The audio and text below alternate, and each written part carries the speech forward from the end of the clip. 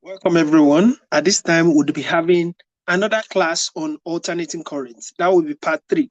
So definitely this time around, I want to touch some things on vector diagram. I hope that you pay attention, that you benefit maximally from this class. I'll share my screen now and we'll get to the job. So hold on for a bit and let me get my screen set to be shared.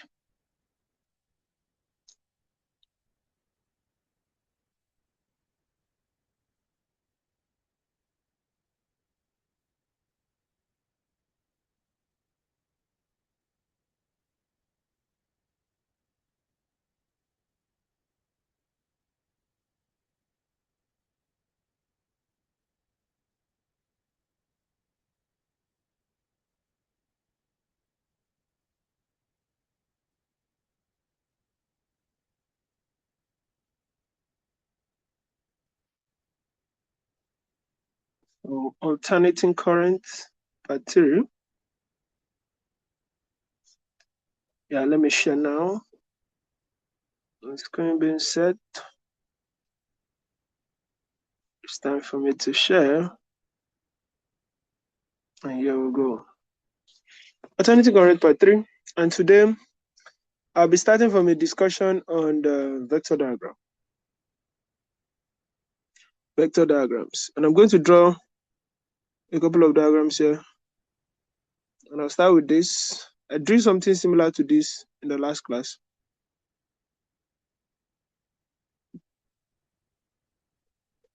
But I'm going to draw another twin.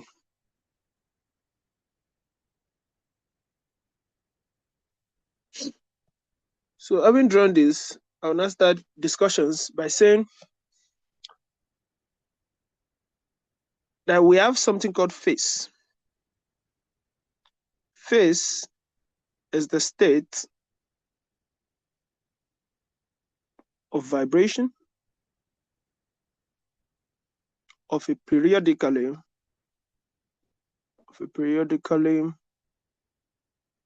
varying system at a particular time.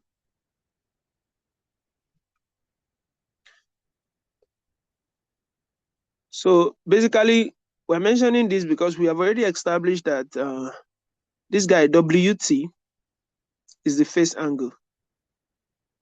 Remember, whenever we write the AC voltage, we write it like this, WT. So we are saying this WT is the phase angle. It is good to note that two vibrating systems with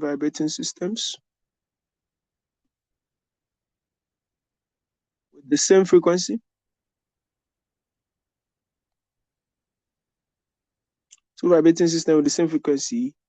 are said to be in phase if their maximum,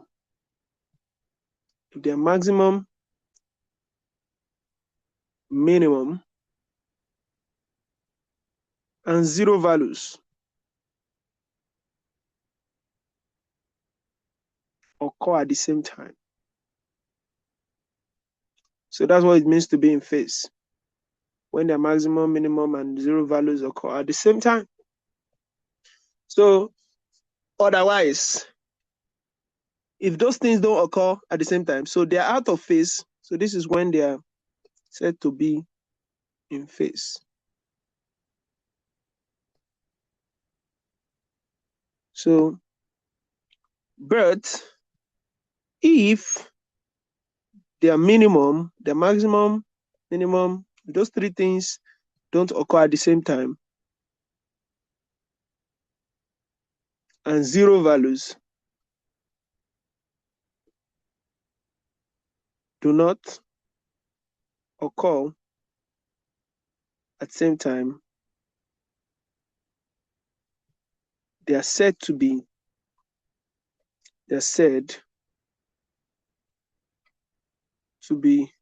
out of phase. That's it. That's how it works. So now we must also take note of the fact that When we are talking about this phase angle, we can represent it with theta, which is equal to WT. So that theta, I can write the tangent of theta as x over r. And here, x is reactance. And it's not just, x is not just, let me write it as XL minus XR. Yeah, that's how it works. And that's like the reactance. Then R is resistance, we know. That's reactance. While R is resistance. So take note of this particular formula. It's important. We're going to establish from the formula, and just to make some points more clear, that for a circuit containing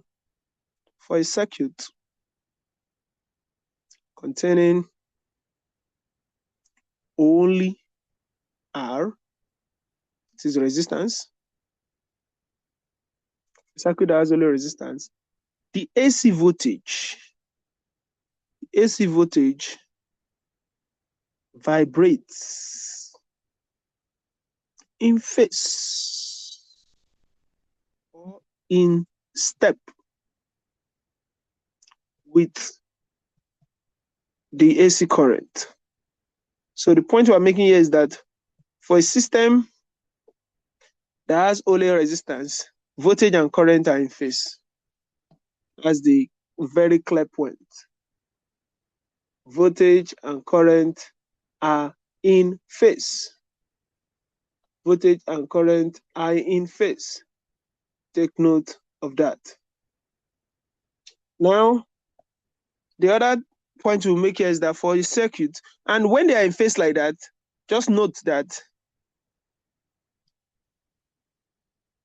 the theta be 0. So there is no angle between them. You understand? They're in phase. No angle between them. That's the meaning. Then for a circuit, and that theta we're referring to this theta. So for a circuit, so let me just take the arrow out. For a circuit containing only a capacitor,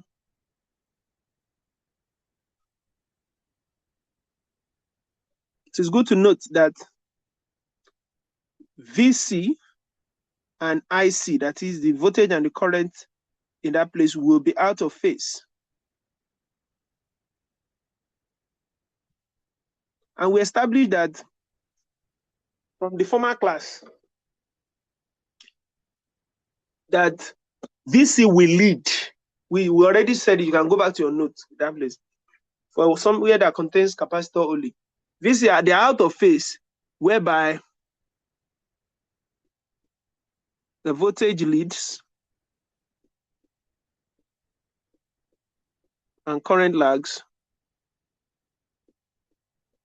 by 90 degrees. That was where we wrote V equal to V naught sine WT. Then I will be I naught sine WT minus 90, because it lags. This one lags. This one leads this one. When we say it leads, let me explain what I mean when I'm explaining this lead now. If I have 40 here now, and I have 40 minus 20, this guy is leading this guy by 20. And this particular guy is lagging from this guy by 20. Let me write that again. You have 40 here. Then on the other side, you have 40. It's just like saying V equal to 40, and then I equal to 40 minus 20. Or let's use actual numbers, because we're talking about 90 now. Let's just use actual explanation. Let's say, okay, V is 120. V is 120. And then I is what? 120 minus 90. It's easy to say, okay, since I is 120 minus 90, that's 120 minus 90 is that's 30. Now it's very easy to say V leads I by what? 90. And then we say I lags by 90. So that's the explanation. That's what's going on here. So that's it. Get the idea. So that's very, very, very important to note. And that 90, we write it as pi, in form of pi, as WT minus pi over 2, because pi is 180. So keep that in mind. Then there's another point we have to remind ourselves about, is that if, or we say for a circuit that contains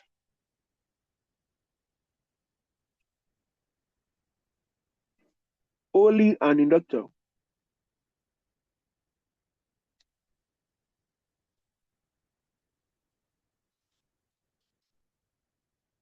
the voltage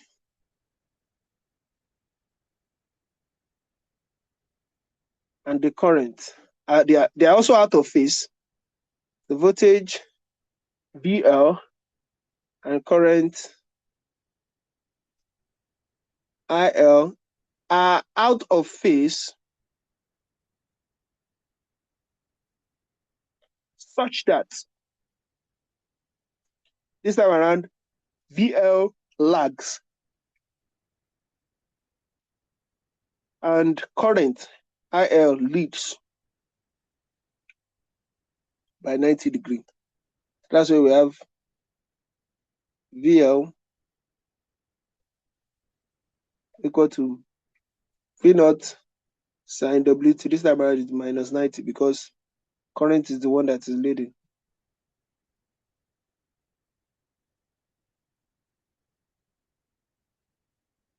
So that is the idea. And this one we can write it as V naught in terms of pi, write it as minus pi over 2. Just keep those things in mind.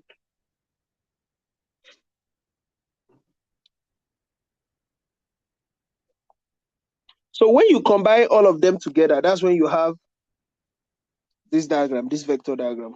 When you have RLC, when you have all of them together for RLC, see this scenario. Let me redraw that down here. So in combining RL, the resistance inductor, and C, we have diagram like this. XL up, R here, XC down. And it's also the same thing as expression now for the voltage. VR here, VL here, VC. So you will recall that when we were talking about impedance then, so impedance is, that is the combined resistance, is going to be square root of R square plus XL minus XC square. So the same thing with the effective voltage. This is like the effective resistance that we call impedance. Effective resistance, that is DOTA, also called impedance. But effective voltage is calculated such that you have V equal to square root of VR squared plus VL square minus, plus VL minus VC all squared. So that's the almost similar idea of impedance. So you just apply it. When you apply it like that, you're establishing something relevant. And you can also, you recall that we say tan theta is equal to X over R. Whenever the three are combined, now instead of X, we have Z over R. Are you following me? And then also, that's when we are writing it in terms of resistance. In terms of resistance, because this is a resistance, impedance is like total resistance, R is a resistance. In terms of resistance. So in terms of resistance, tan theta equal to all of these things above here. So, but in terms of voltage, let's not say in terms of voltage. In terms of voltage, you would have tan theta being equal to VL minus VR. over R. So yeah, I'm making a mistake here. So this thing is not, we have established before that X is not Z.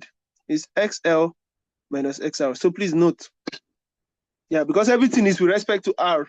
It cannot be Z again. Because R is just like saying this inner thing, this one over this one, over this one. So this one too over this one. So over VR. VL minus VC over VR. That's the VL minus VC over VR. XL minus XC over R. So please take note of this, guys.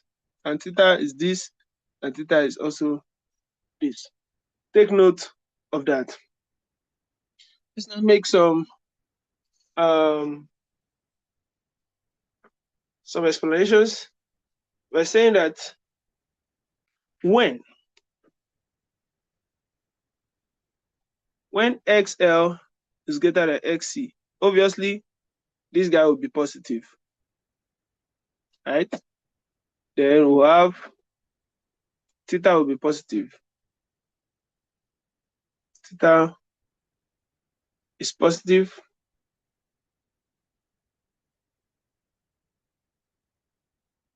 And say I, current, lags. So just take note of this. Just put this in your repertoire of things to keep in mind. When XL is less than this, that is when this guy is less than this guy, it leads us into a negative construction. So negative, say theta is negative, and then I leads, current leads in that case. That is negative and current leads. So keep all of that in mind. Now let's now talk about cases where you have pairing. Just if we have only R and L, no C. This is the way the effective voltage will look like.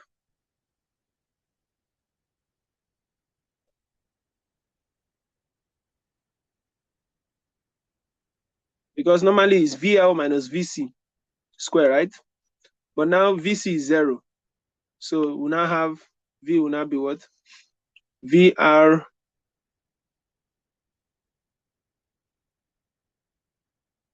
VC is 0. So that leaves us with VR square plus VL square. So this is what you have when you just have only R and L. Keep that in mind. And then that leaves us with an expression for resistance, or for the total resistance in the circuit, or impedance. Impedance is now going to be R squared plus, we have only R and L. It's also going to be XL squared. So this is also the case when you have only R and L. Keep that in mind. So when we want to now find I, we know that V equal to, know that where R and L is V equal to IZ, not just R and L. So I will now be V over Z, and you can put Z, the value right here. So that's how it works. So for R and L, when you have R and L, we know that in the case of R and L, like we have said before, whenever there is, whenever L shows up, voltage is the one that leads.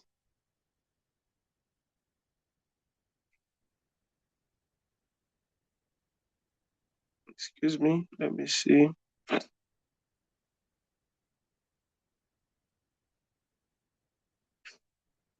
Yeah, I would love to go back to what I established in the former class notes so that I make sure that you are in sync.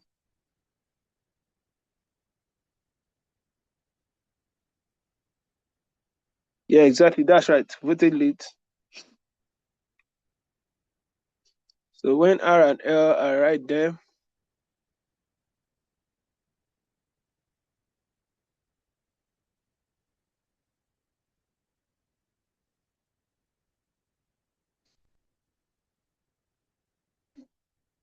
so voltage leads. So you should take note of that. When R and L are together, voltage leads. I can draw like this. We've done this before. It's the same thing that applies for when L is alone. So voltage leads current by 90. So current lags, voltage leads, current lags by pi over 2. So let's now talk about a case where we have, if we have R and C. If we have R and C. That our voltage, effective voltage that look like this.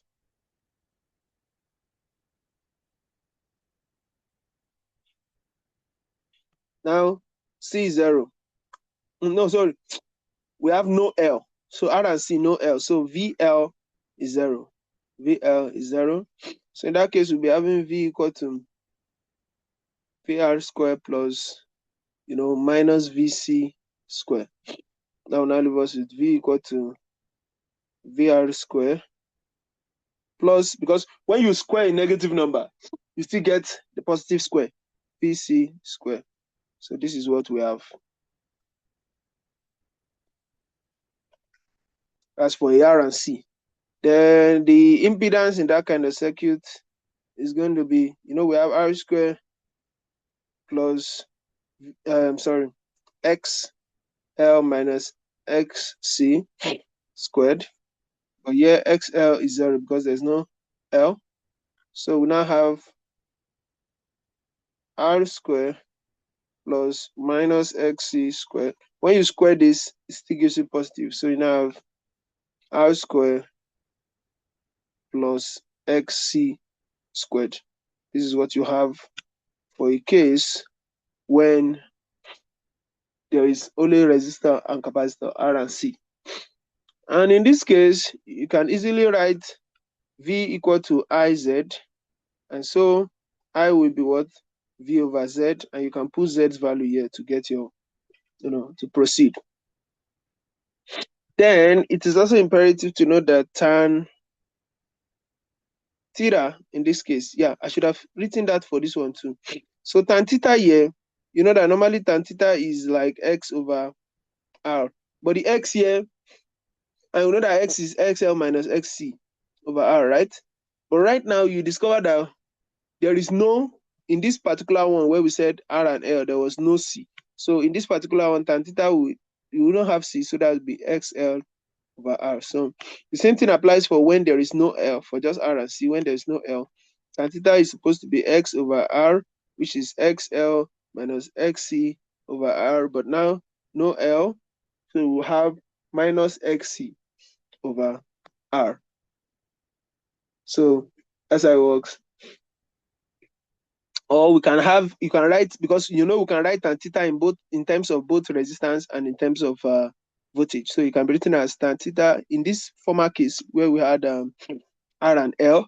Can write it as VL over VR. So or XL over R. So take note of this. Where we have just resistance and capacitor, we can write it as tan theta equal to VC over VR. So take note of that. So minus XC. So in this case, we see that voltage lags. Voltage lags. This is how the diagram will look. Like I said in the last class, that whatever is leading will be on the x-axis. So this is where, this is where we have can put it voltage, yeah, VC, IC, VC. So, or generally, because this is like general, I don't want us to label it particularly because they are not alone. So, V and IC, V, I and V. So here, current leads and voltage lags by 90 degrees. So keep all of that in mind. Let's now go to the next subtopic, and that is power. Power in AC circuit. Power in AC circuit. Now, the idea of power, go straight into the formula. The average power in an AC circuit is given by, so here's the formula, P equal to IV cos theta. So please take note of that. P equal to IV cos theta. Take note of that. And here, cos theta is equal to resistance R over impedance. Depending, the impedance can change depending on whatever the circuit is. If it is L, if there is only L, you know that cos theta. If L only, you know that cos theta will be R over XL. You know, right? That's it. If there is only L, if there is only C, it will be cos theta will be R over XC. If you combine R and C, it will be cos theta over R over Z, and that will be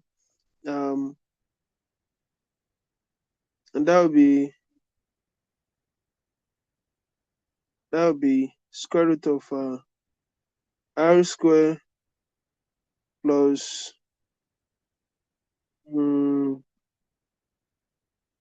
XC squared. XC squared. That's how it works. And it goes on like that. If it is R and L, cos theta will be R over R square plus XL square. So when they are combined, RLC,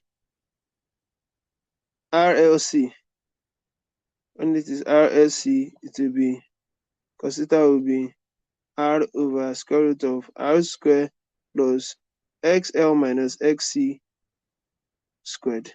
See the idea? So that's how it works. So please take note of this powerful formula. And then let's go on to say, okay, there are other ways to express the formula by saying P is also I square R. Take note of this. This is another general formula for when you have only you have resistance. So this guy, this cos theta is called power factor. Let's quickly know that. Power what? Factor. So then this in this case, when you have P equal to I square R, we are talking about I being the RMS value. I is the RMS value of current here.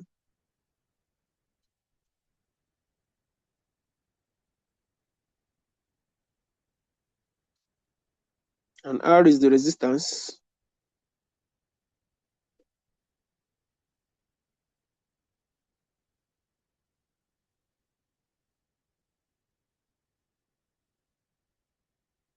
So then P will be the power absorbed.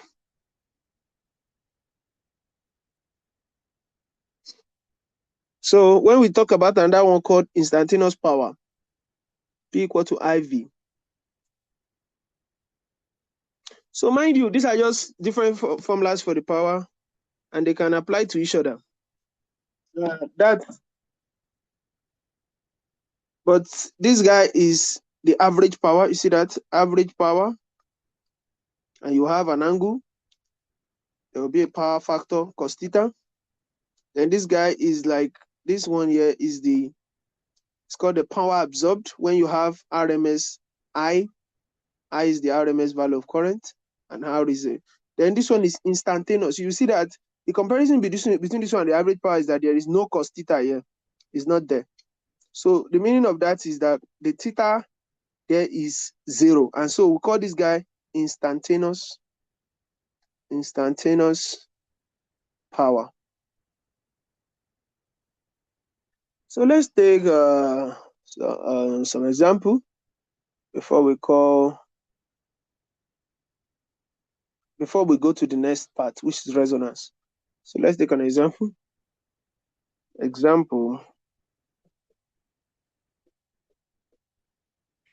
This example says a series circuit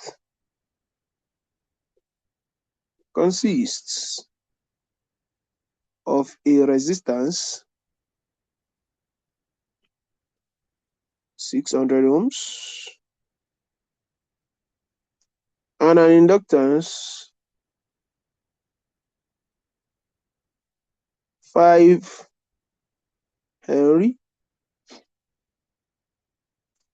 and AC voltage of 15 volts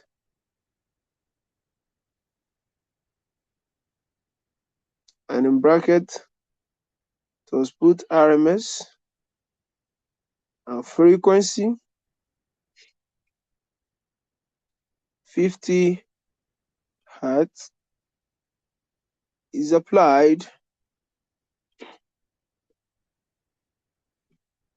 across the circuit. Calculate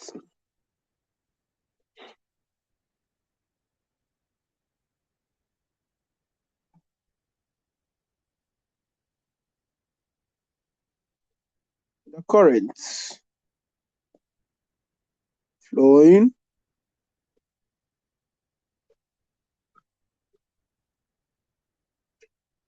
through the circuit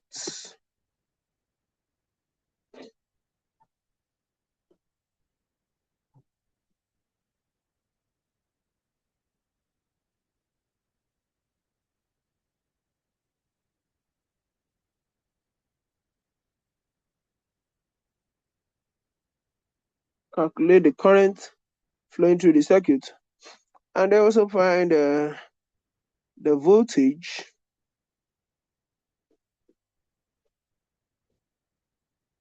across the inductor.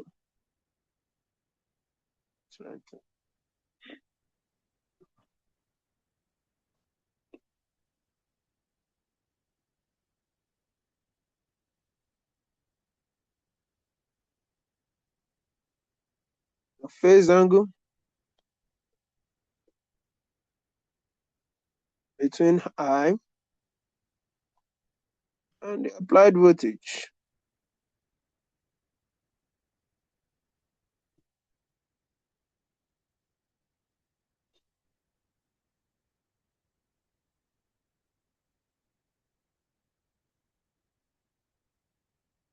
The average power supplied is also being demanded from us. And then we also asked to find the PD across the resistance. A lot of things being demanded from us right now. So please, I'll give you some minutes to make sure you have a question down. And then we can march forward in finding the solution. So take some minutes and go ahead to write the question.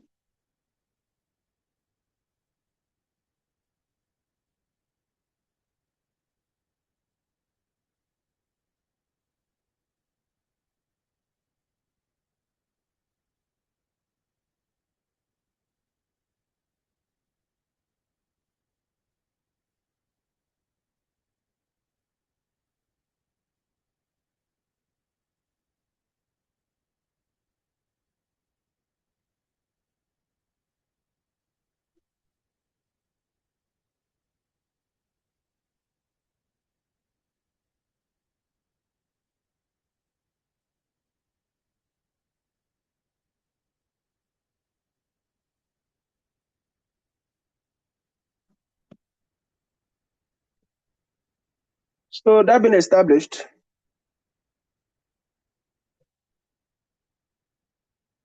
next thing is to find solution. And yes, I believe you have your question. Keep it on one side because I'll be reading from it and establishing the parameters and then working straight ahead to obtain what I need to obtain. A series circuit consists of a resistance 600 ohms,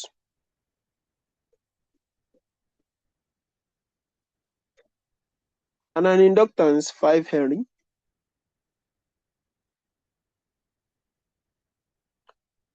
an AC voltage of 15, because they call it VRMS, so let's say 15 volt, and frequency of 50 hertz is applied across it. We're now asked to calculate. The first thing we're asked to calculate is the current flowing through the circuit. Current flowing through the circuit. That is I. And before we can find that, let's establish. Normally we know that V equal to IR, but depending on the circuit, V can be equal to IZ, depending on what the circuit contains. So in this circuit now, we have R and L. Do you get that? Yes. So that being established, you have the idea of Z is going to be square root of R square plus XL square, because it's just R and L, no C. So that being said, we have Z equal to square root of 600 square plus, we need to find XL. We have L. XL can be found by 2 pi, FL. So we have 2 pi, what is F? Times 50 times 5. We go ahead to get that as 50 times 5 times 2 pi. 50 times 5 times 2 pi. That gives me 500 pi. So 500 pi is in numbers. That is like 1570.7.8 ohms. So if I put that in here now, that would be 1570.8 square. So I can go on. I just found this in order to use it. So Z will now be square root of, let me do all of those things there. Plus 1570.8 square equal to square root. Answer is, so the entire thing, start doing the square root and everything, is 1681.5 ohms. So take note of that. That is the impedance, that's Z. But is that what we're looking for? No. Our goal is to get I. But we know that V equal to IZ. So if V equal to IZ, I will be what? V over Z. So V is 15. And then found Z, 1681.5. So that leaves us with I divided by 1681.5. That leaves us with 8.92 times 10 raised per minus 3 ampere. Take note of that. So the I we are looking for is the access to, let's see the I the access to get the current flowing through the circuit. So that's it. So this is the I, and that is, since we used VRMS to find this. That means whatever we are finding is IRMS. So IRMS is going to be this. We have gotten that. The next part of the question says we should find the voltage across the inductor. Voltage across the inductor is simply, we know that V equal to IR, but we are being specific about inductor. So we are going to say IXL because we are specific about inductor. So that means we are saying VL now will be IXL. And so the I we already found was 8.92 times 10 to the power minus 3. XL we already found that to be 1570.8. 1570.8. So when we do the multiplication then, 8.92 times 10 to the power of minus 3, and then will come 1570.8. That gives us foreign, foreign 0.01 volts. So yeah, that was straightforward to find. The next thing they asked us to find in the question was the phase angle between I and the applied voltage. So they're asking us to find phase angle. Categorically, they're asking us to find theta. And my question is, how do we get theta? We use tan theta equal to, remember that we said it's X over R, or we can say is we can say it's like depending on what is in that place. But let's see, XL minus XC over R. So now this is X over R, or XL minus XC over R. But yeah, we don't have capacitor, so this guy is 0. So we're now left with tan theta equal to what? XL over R. Do you see that? So what's the value of XL? XL is 1570.8 over R on the question was given as 600. 600. And when we run that formula through, let me press it on my calculator. 1570.8 divided by 600. 600. I have 2.62. So tan theta is equal to 2.618. Theta will be arctan 2.618. I find the arctan of that. I get theta to be 69.1. Yeah, 69.1 degree. So that's fine. Let's go to the next part of the question. It says, at first says we should find the average power supplied. Oh, that's very, you see, once you know formula, you know that one. P is IV cos theta. So it's very easy to find the average power supplied by doing IV cos theta. But how do we go about doing IV cos theta? Let's see what we get when we do IV cos theta. Our value for I is 8.92 times 10 raised to the power minus 3.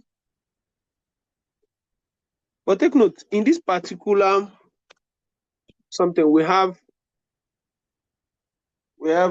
R and L, right? Yeah. So yes, 8.92 times 10 raised to the power minus 3. Okay, that's I. Then V is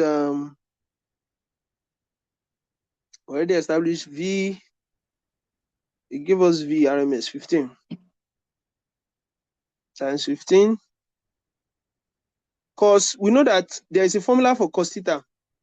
And if you remember cos theta, if we go back to our notes, cos theta is like R over, in this case, it's more like R over Z.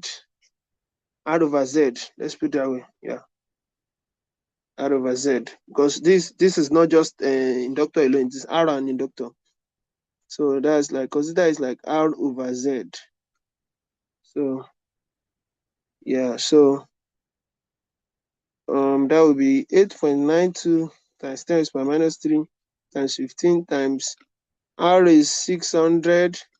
Z, we already found Z to be 1681.5. 1681.5. 1681.5. Very, very important.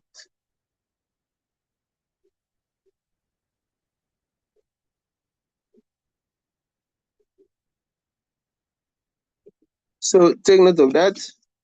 You have 8.92 times 10 raised by minus 3 times 15 times 600 divided by 1681.5. So that gives us the power is 0.0477 watts. Or you can write this in standard form as 4.77 times 10 raised per minus 2 watts. So keep that in mind as the average power. Average what? Power as the average power. Keep that in mind. So that being said, we can proceed. We've answered. Oh, is there still another part of the question left? Is there number 5? Okay, the PD across the resistance. Okay. The potential difference across the resistance. That one is very straight from Ohm's law. PD across the resistance, V equal to IR, because the focus is R. They're asking for across the resistance. So we use I, 8.92 times 10 raised per minus 3 times 600. That's PD across the resistance. When I do that in my calculator, I have times 600. That will give me 5.352 ohms. So let's go to the next isobearing, which is resonance in RSC. Resonance in RSC. Resonance, very important subheading. Resonance in RLC. And then we can establish that we've already known that when you have RLC combined, your V equal to IZ, and so your I equal to V over Z, and in this case, your Z is R square plus XL minus XC square. We already know this by now. It is good to state that the maximum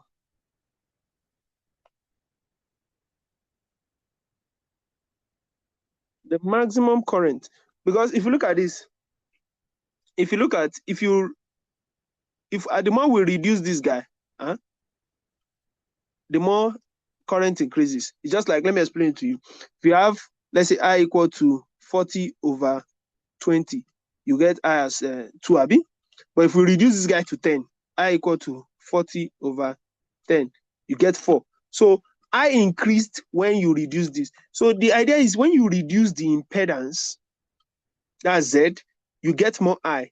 So let me erase this guy. I just used to explain the concept. And then, so the maximum, so you get maximum I, the maximum current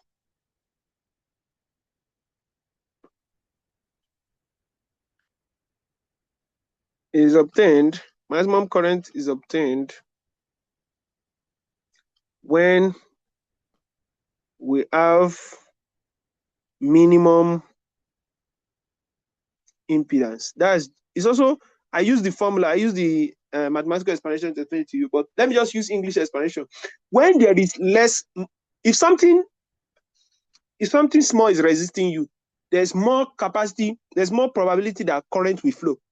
You understand? So when the impedance, when the hindrance, when the resistance, the general resistance, the effective resistance, which is called impedance, when it's low, current will easily flow. So you have maximum current low from minimum impedance. So those are the things that work together. And when do we have minimum impedance? You have minimum impedance at when XL equal to XC. So when the inductive reactance is equal to the capacitive reactance, you have minimum impedance because this subtraction here will be 0.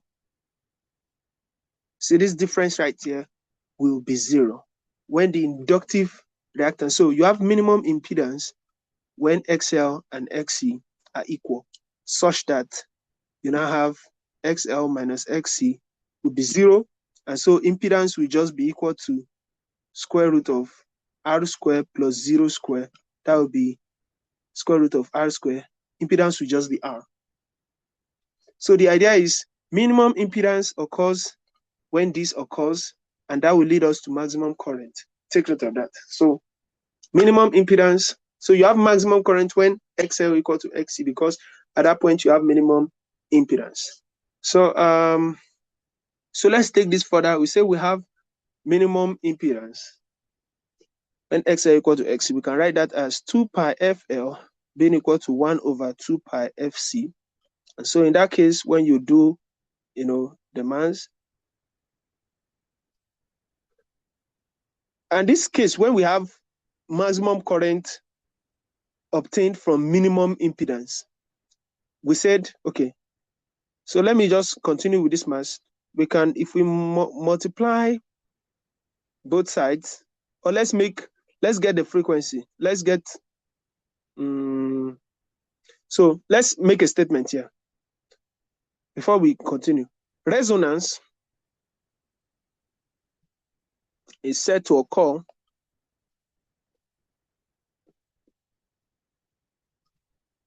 in an AC circuit,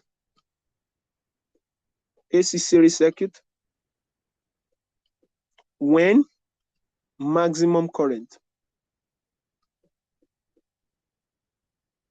is obtained for XL equal to XC. The frequency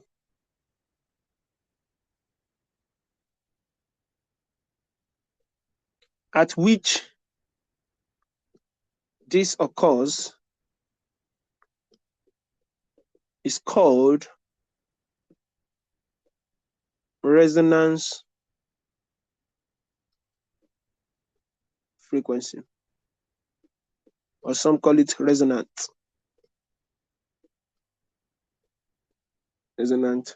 frequency.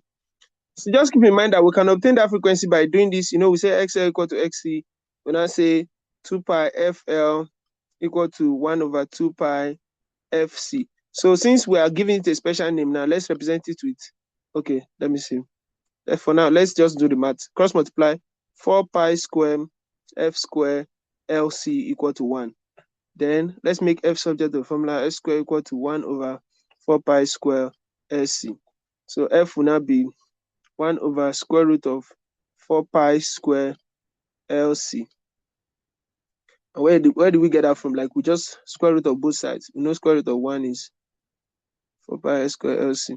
So now F will now be 1 over square root of 4, 2, square root of pi square, pi, square root of LC. So this particular one now is what we call resonant frequency, because it's the frequency we obtained by doing XL equal to XC. So that is exactly how it works. And most people, they attach a subscript to it, the FO 1 over 2 pi square root of LC. So that is exactly how it works.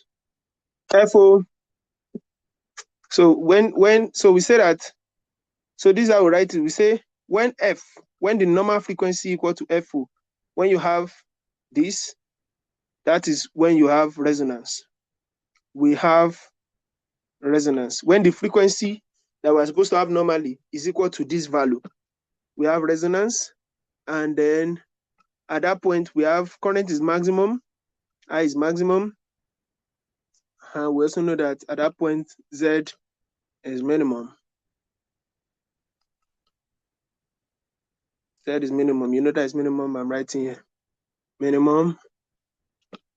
Current is maximum. Z is minimum. And we can establish something. We know that, okay, if we say, we know that W omega equal to 2 pi F, right? So if we put in that value of F here, right? If we put in that value of F, let's say what is the omega naught? 2 pi F naught. So put it 2 pi into 1 over 2 pi square root of LC. So you see this, as omega naught will now be 1 over square root of LC. And that will leave you with, this is the resonant angular velocity, because omega is angular speed, angular velocity, or angular speed. So keep that in mind. So resonant angular velocity, that's it. So let's quickly now talk about applications of resonance before we take one more example, and then that will be it. You'll be ready to get your assignment from me, and that will be it for this particular alternating current we've been taking for 3 classes now. So applications of resonance. It is used for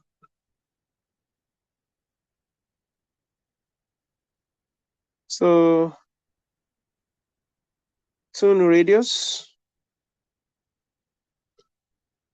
used for TVs as well. So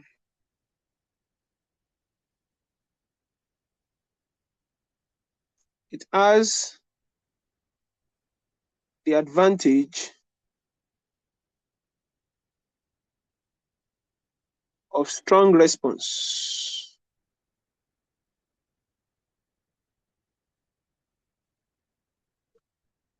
At one particular frequency. That's why your radios can work with them. So one particular frequency.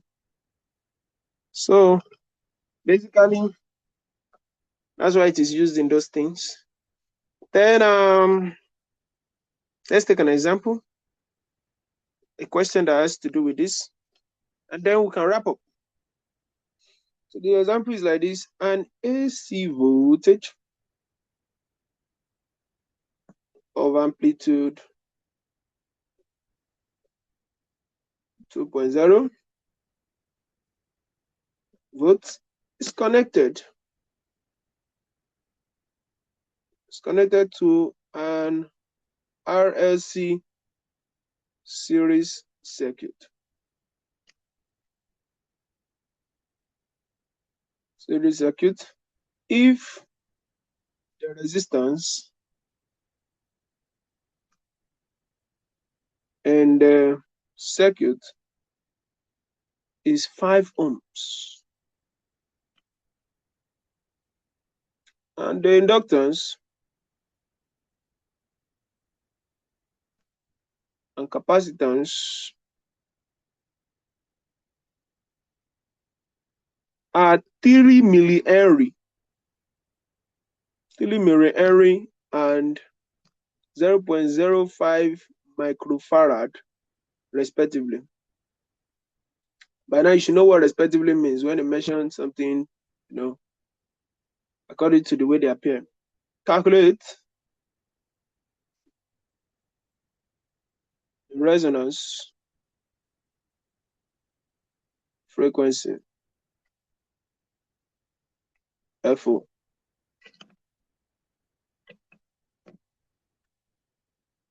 Then calculate the maximum AC current at resonance.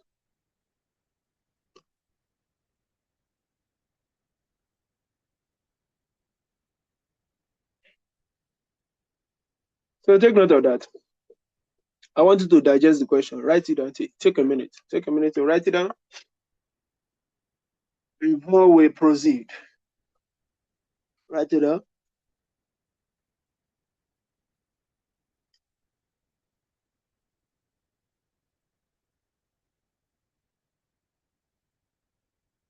Make sure that we all have it down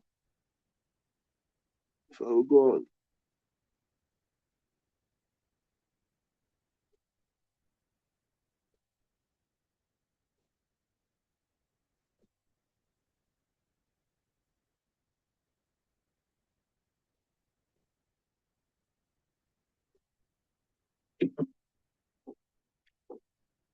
So this is it. This is the question. Let's say the solution.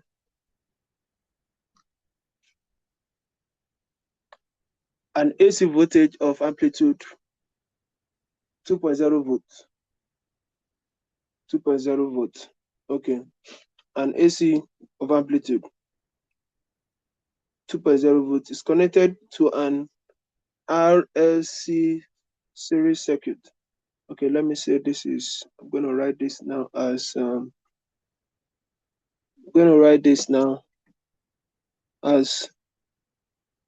V.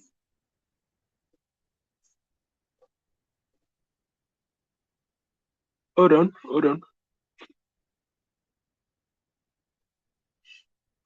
An AC voltage has an amplitude. So I'm going to write this as V equal to, now, normally you know V as V sine omega t, right? So when you hear that the amplitude is 2, that means this VO. VO is what? 2.0 volt. Connected to an RLC series circuit. If the resistance in the circuit is, so they're telling us that R is what? 5 ohms. And they're telling us that L, inductance, is 3 millihenry. That's 3 times 10 to the minus 3 Henry. Then they told us that capacitance is 0.05 microfarad. That's 0.05 times 10 to the minus 6 farad. That's how it works. Find the resonance frequency, F naught. F naught, we know that is given by the formula 1 over 2 pi square root of LC. So it's very easy to plug those things in. 2 pi square root of L is 3 times 10 to the minus 3. Then C is 0.05 times 10 to the minus 6. Let me press all of these things now in my calculator. Come up with square root of open bracket 3 times 10 to the minus 3.